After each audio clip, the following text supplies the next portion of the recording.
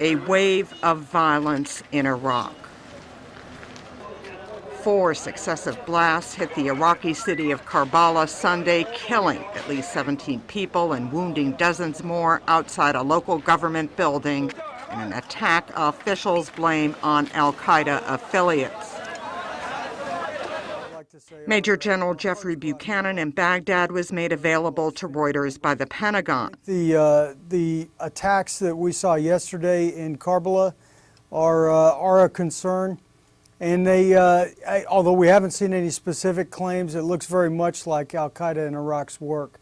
They've employed the same sort of tactics in the past, focused in on, in this case, a government institution and Iraqi security forces, and used these same techniques in the past.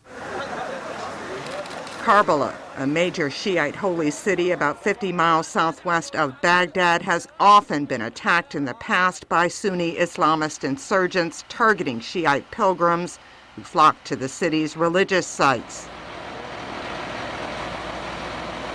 They seem to be focused lately, within the past month or so, increasingly on trying to increase the sectarian nature of the conflict, to draw your typical Iraqi people, regardless of the sect that they come from, into a conflict that is about the sect.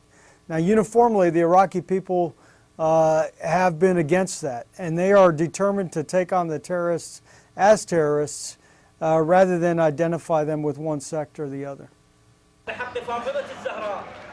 Violence in Iraq has eased since the height of sectarian strife in 2006 and 2007, but insurgents tied to al-Qaeda and Shiite militias still carry out daily attacks as U.S. troops prepare to withdraw at the end of this year. Buchanan says this is a key time for the country. They have an opportunity to be an example for other countries around the world on what the growth of democracy can look like when it has never existed before. But there are opportunities that have to be taken advantage of. So this is not an end state, clearly, in the relationship between the United States and Iraq. Even if the U.S. military presence, in fact, ends, Operation New Dawn will end by the end of the year. But I think this is a transition point.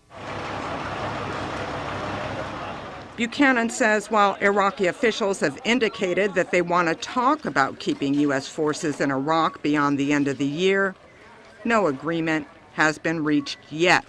Deborah Lutterbeck, Reuters.